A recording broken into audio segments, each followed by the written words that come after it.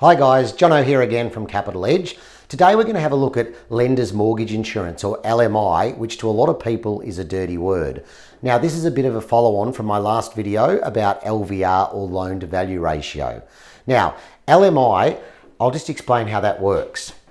Lender's mortgage insurance is actually an insurance for the bank to cover a debt if the person cannot repay it.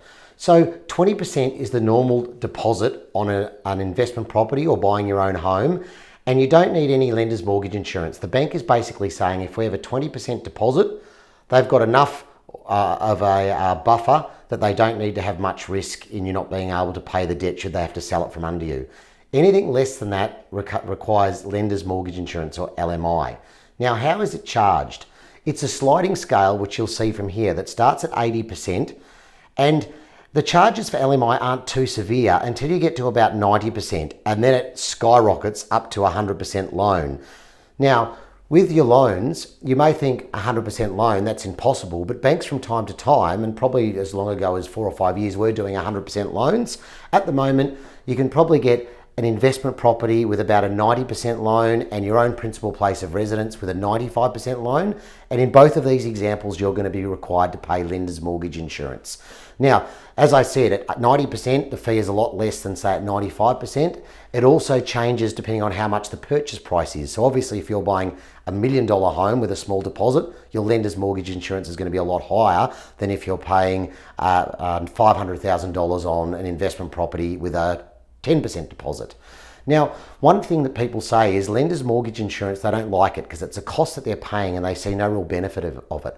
I've flipped this completely in my wealth creation, and I really quite like lender's mortgage insurance because what it does is it lets me use less of my money or less of my equity against my own home and get into my second, third, fourth property. Now, I'll explain this across here.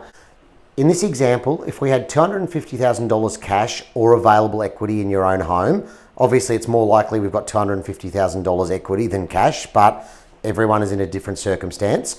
Option 1 to avoid any lender's mortgage insurance, or LMI, is a purchase of $500,000. We're going to put our 20% deposit in to avoid LMI, which is $100,000. Our costs for stamp duty, interest during construction, and legals is $20,000. We've got to stump up $120,000 of either our cash or our equity to make this deal happen. Now, option 2, we pay LMI. Now, at the moment, for lending against investment properties, you need about a minimum of a 10% deposit. So your approximate LMI might be about $7,000. So it's cost us $7,000 for this experience. However, again, a purchase price of $500,000, we now only need a deposit of 10%, which is $50,000. The costs remain the same at $20,000. So in total, we've had to put in $70,000 to get our investment property instead of over here $120,000. So what this means is we've kept $50,000 of equity or cash in our pocket, and this $7,000 LMI fee actually gets put on top of the loan. So you don't really notice it as much over a 30-year loan term, but what this does is, hypothetically, you're only using $70,000 instead of $120,000, so we're a lot closer to being able to duplicate or get our next property. I've done 6 investment purchases, and throughout all of those, I've always used and paid LMI because it leaves more money in my pocket and leaves me more resources to do the next property. Anyway, if you want to discuss this further or explore it more, please give our 1300 number a call, or alternatively, get onto the website, download our free book, have a look at the information there, and I'd love to see you to discuss this further and see how this can help you create wealth in the future. Cheers.